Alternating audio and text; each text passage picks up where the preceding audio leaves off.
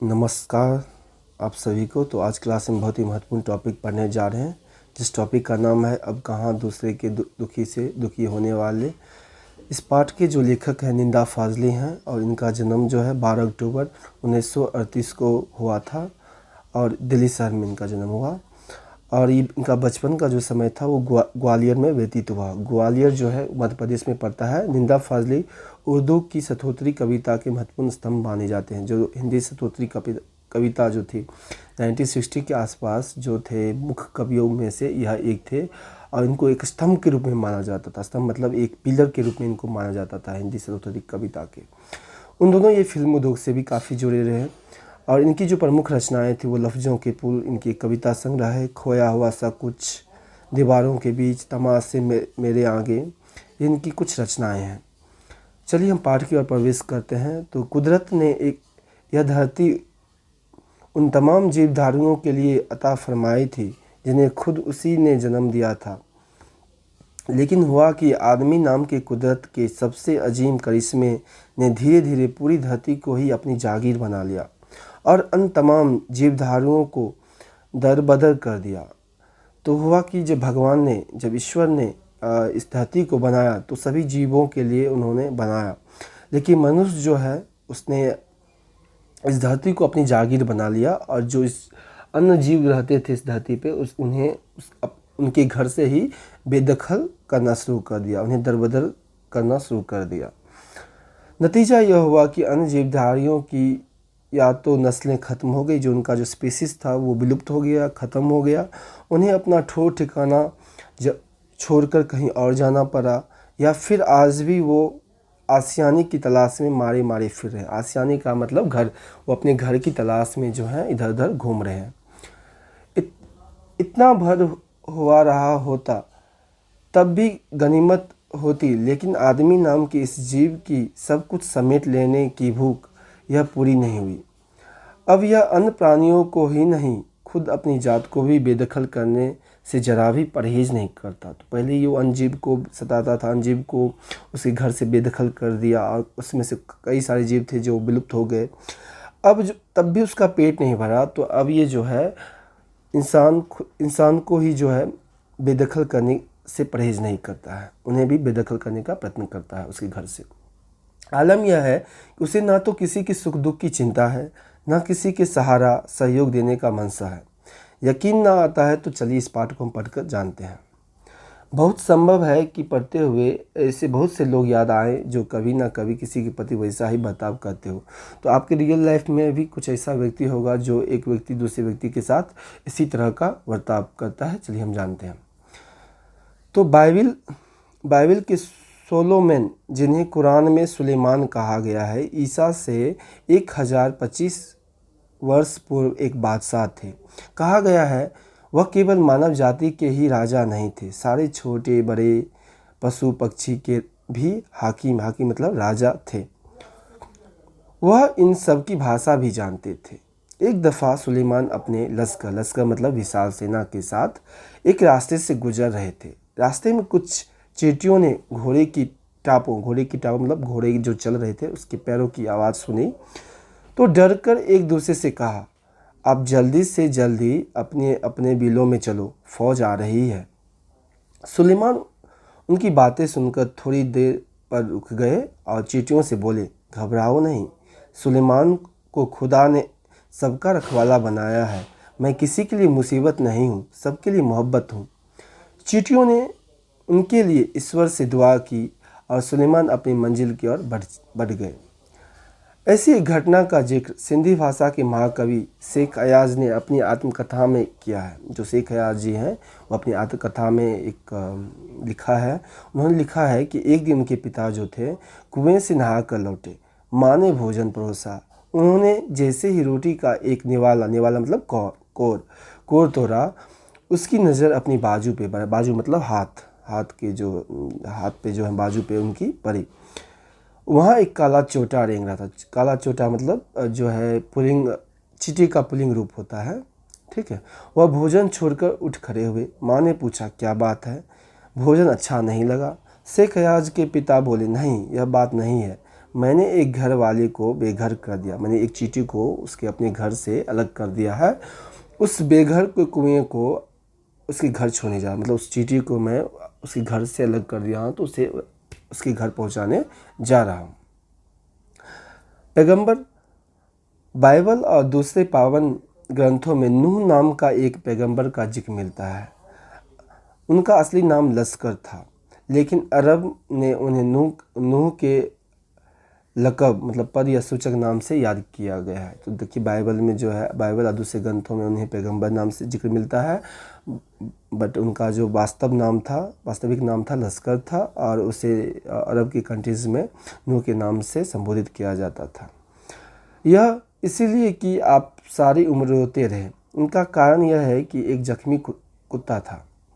नूह के सामने से एक बार एक घायल कुत्ता गुजरा। नूह के उसे दुकारते हुए, मतलब उसको जोर से आवाज़ देते हुए कहा, दूर हो जा गंदे कुत्ते।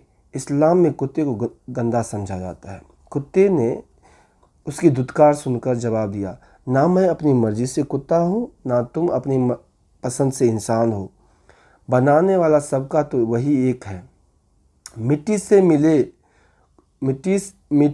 मिट्टी मिले खो के सभी निशान, किसमें कितना कौन है कैसे हो पहचान। वो कहते हैं कि हमें भी मरकर मिट्टी में मिलना है, और तुम्हें भी तुम मनुष्य हो तो तुम्हें भी मर के मिट्टी में मिलना है। और मिट्टी में मिलने के बाद हम फिर मिट्टी में हम कैसे पहचान कर सकते हैं कि ये कुत्ते का मरा हुआ अस्थि है, मतलब मिट्टी है, और ये मनुष्य का मिट्टी है। सभी एक हो जाते हैं। नूह ने जब इसकी बात सुनी तो दुखी से मुद्दत तक रोते रहे। जब नूह ने उस कुत्ते की बात सुनी तो उन्हें काफ़ी दुख हुआ, और वो हमेशा रोते रहे। महाभारत में युधिष्ठिर का जो अंत तक साथ निभाता रहा, जो महाभारत जो युद्ध हुआ था, महाभारत ग्रंथ में युधिष्ठिर का जो अंत तक साथ दिया वो एक कुत्ता ही था। दुनिया कैसे वजूद में आई, पहले क्या थी, किस बिंदु से इसकी यात्रा शुरू हुई, इन प्रश्नों का उत्तर हमें विज्ञान अपनी तरह से देता है। इस सब का जो उत्तर है हमें साइंस अपनी लैंग्वेज में देता है, अपनी भाषा में देता है, और धार्मिक ग्रंथ जो होता है वो अपनी तरह से देता है। धार्मिक मतलब रिलीजियस एपिक्स बुक जो होता है वो अपनी भाषा में देता है।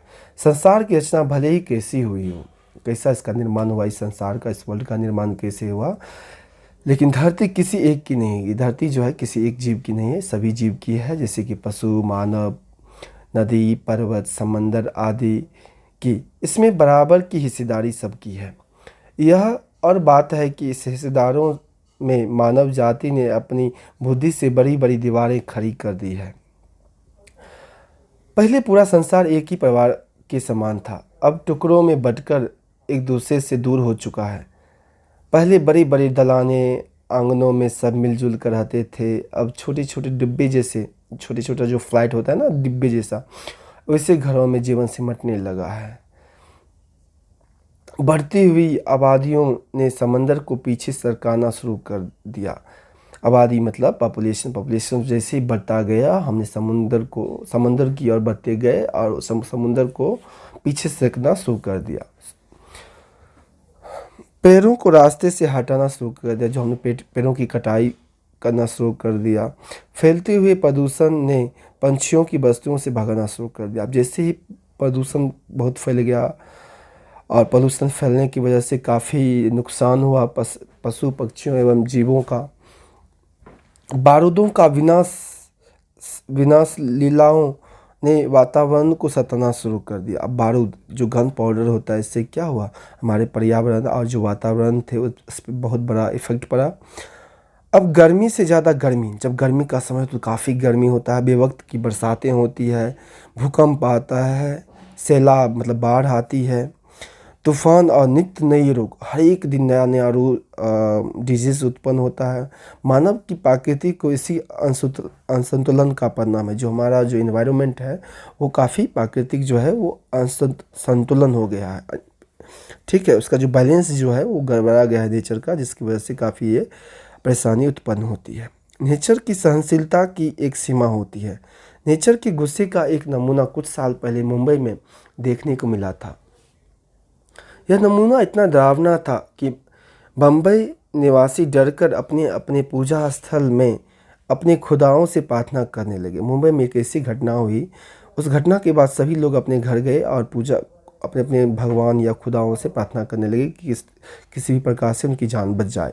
कई साल से बड़े बड़े बिल्डर समंदर के पीछे ढकेल कर उसकी ज़मीन को हथिया रहे थे। बेचारा समंदर लगातार सिमटता जा रहा था, वो छोटा होते जा रहा था। पहले उसने अपनी फैली टांगें समेटी, जो समुद्र की भरा था, अपनी उसकी टांगें जो फैली हुई थी उसको समेटा, थोड़ा सिमट कर बैठ गया। अब वो सिमट कर बैठ गया, फिर जगह कम पड़ी तो बेचारा उकरू होकर बैठ गया। उकरू मतलब बड़ा सुकर कर बैठ जाना। फिर खड़ा हो गया, अब बैठने के लिए भी जगह नहीं मिला तो खड़ा हो गया। जब खड़े रहने के लिए भी जगह कम पड़ गई तो उसे गुस्सा आ गया।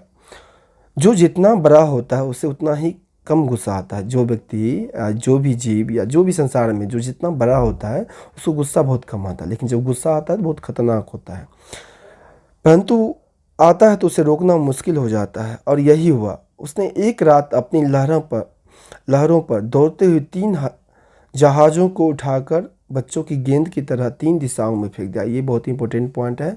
जो जहाज़ को था उसने 3 जहाज़ों को बच्चों की खिलौने की तरह उसको उठाकर फेंक दिया। एक वर्ली के समुंदर के किनारे आकर गिरा। ध्यान से रखिए इस पॉइंट को। पहला जो था वो वर्ली के समुंदर के किनारे, वर्ली एक प्लेस है मुंबई का, वहाँ के समुंदर के किनारे आकर गिरा। दूसरा जो था बांद्रा, बांद्रा भी एक जगह है मुंबई का, वहाँ के कार्टर रोड के सामने औंधे मुंह जाके गिरा, मतलब मुंह भरे जाके गिरा। तीसरा जो है गेटवे ऑफ इंडिया के पर टूट फूट कर सैलानियों का नज़ारा बना, बावजूद कोशिश वे फिर से चलने फिरने के काबिल नहीं हो सके। ऐसा गिरा वहाँ पे जाके कि वो फिर कभी चलने फिरने के लायक नहीं बचा। मेरी माँ कहती है कि सूरज ढले आंगन के पैरों से पत्ते मत तोड़ो। आप देखिए जो हमारे जो इंडियन कल्चर में क्या मायने हैं, क्या चीज़ उसके बारे में बताया गया है, उसके बारे में यहाँ पे जिक्र किया गया है। लेखक कहती है कि उनकी जो माँ कहती है जब सूरज ढल जाए, जब शाम हो जाए तो हमें पैरों से पत्ते मत तोड़ना चाहिए, अन्यथा पैर रोएंगे। दिया बाती के वक्त फूलों को मत तोड़ो। जब दिया बाती हम जलाते हैं तो हमें फूल को नहीं तोड़ना चाहिए, फूल हमें बद्दुआ देते हैं। दरिया पे जाओ तो उसे सलाम किया करो। जब हम बीच पे जाते हैं या समुद्र के किनारे जाते हैं तो हमें उन्हें सलाम करना चाहिए, वो खुश होता है। कबूतर को मत सताया करो। वो बोलते हैं कि कबूतर को कभी भी परेशान नहीं करना चाहिए या उसे सताया मत नहीं करना चाहिए। वे हज़रत मोहम्मद के क्या हैं, अजीज़ हैं। जो हज़रत मोहम्मद साहब जो हैं उनका वो प्यारा है। उन्होंने उन्हें अपनी मज़ार यानी बादशाह या कब्र के नीचे गुलबंद मंदिर या मस्जिद के घोंसले बनाने की इजाज़त दे रखी है। मुर्गों को परेशान नहीं किया करो, मुर्गों को भी परेशान नहीं क्या करो। वह मुल्ला जी से पहले से मोहल्ले में अजान मतलब नमाज अदा करने की एक तरीका है, देकर सबको सवेरे जगाते हैं। सबकी पूजा एक सी अलग अलग है रीत, मस्जिद जाए मौलवी कोयल गाए गीत। बोलते हैं कि जितने भी धर्म हैं, धर्म चाहे हिंदू धर्म हो या मुस्लिम धर्म हो या कोई भी धर्म हो, ईसाई धर्म हो, ठीक है, सबका जो भगवान होता है वो एक ही होता है, लेकिन पूजा करने के जो तरीके होते हैं वो अलग अलग होते हैं। ग्वालियर में हमारा एक मकान था। अब लेखक बता रहे हैं कि ग्वालियर में उनका एक मकान था। उस समय ग्वालियर जो कि मध्य प्रदेश में पड़ता है, उस मकान के दलान मतलब बरामदा, ठीक है, बरामदा में 2 रोशनदान थे। रोशनदान का मतलब वेंटिलेटर जो होता है, वेंटिलेशन जो होता है जहाँ से घर में प्रकाश से आती है, ठीक है। उसमें कबूतर के एक जोड़े ने घोंसला बना लिया था। कबूतर का एक जोड़ा था, जोड़ा मतलब कपल, 2 कबूतर ने मिलके कपल ने उसने एक घोंसला बनाया था। एक बार बिल्ली ने उचक कर ऊपर होकर देखना 2 में एक अंडा तोड़ दिया। बिल्ली जो है उस पर जंप कर एक अंडा को, 2 अंडे थे वहाँ पे, उसमें से एक अंडा बिल्ली ने तोड़ दिया। मेरी माँ ने देखा, उसे दुख हुआ। उसकी माँ को बहुत, लेखक की माँ को बहुत दुख हुआ। उसने स्टूल पर चढ़कर दूसरे अंडों को बचाने की कोशिश की। अब दूसरा जो अंडा बचा हुआ था उसको बचाने का उसने कोशिश किया, लेकिन इस कोशिश में दूसरा अंडा उसके हाथ से गिरकर टूट गया। कबूतर परेशानी से उधर उधर फरफरा रहे थे। अब जो कबूतर थे उसके दोनों अंडे टूट गए थे तो इधर उधर उड़ रहे थे, फरफरा रहे थे। उनकी आंखों में दुख देखकर मेरी माँ की आंखों में आंसू आ गए। इस गुनाह को खुदा मुआफ़ कराने के लिए उसने पूरे दिन रोज़ा रखा। दिन भर कुछ खाया पिया नहीं, सिर्फ रोती रही। बार बार नमाज पढ़ कर खुदा से इस गलती को माफ़ करने की दुआ मांगती रही। मतलब वो भगवान, जब अंडा टूट गया तो उससे काफ़ी उसकी माँ को दुख हुआ, और उस दुख की वजह से उन्होंने पूरा दिन जो है रोज़ा रखा और कुछ नहीं खाया दिन भर, और दिन भर रोते रहे और दिन भर खुदा की नमाज़ पढ़ते रहे कि उनकी गलती किसी प्रकार से उनकी गलती माफ़ हो जाए। ग्वालियर में बम्बई की दूरी ने संसार की काफ़ी कुछ बदल दिया है।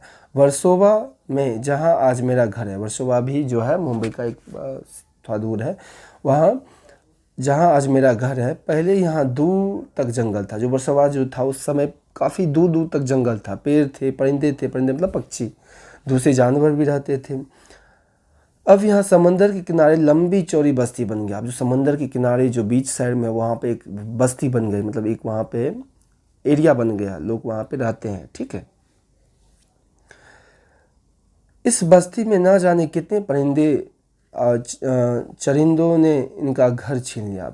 उस बस्ती की वजह से, उस जो एरिया बन गया था लिविंग एरिया, उस एरिया की वजह से जो वहाँ पे पहले जंगल थे उसने कई सारे जीव जंतुओं का जो घर था उसका छीन लिया। इनमें से कुछ शहर छोड़कर चले गए, जो कुछ जीव जंतु थे वो अपने घर छोड़कर चले गए, और जो कुछ नहीं जा सके उन्होंने वहाँ डेरा अस्थायी पड़ाव डाल दिया। ठीक है, वो वहाँ पे डेरा तत्कालिक समय के लिए वो अपना डेरा डाल दिया। उनमें से 2 कबूतर मेरे फ्लैट के एक मकान में घोंसला बना रहे थे। मतलब उसमें से 2 कबूतर थे जो कि उनके फ्लैट, जो उनका घर का छज्जा जो था उस पर उन्होंने एक अपना घोंसला बनाया। बच्चे अभी छोटे हैं, उनके खिलाने पिलाने की जिम्मेदारी अभी बड़ी कबूतर की है। अब जो बड़ा कबूतर है वो उन बच्चों को खिलाने पिलाने का काम कर रहे थे। वे दिन में कई कई बार आते और जाते थे, और क्यों ना आए, आखिर उनका भी घर है। लेकिन उनके आने जाने से हमें परेशानी भी होती है।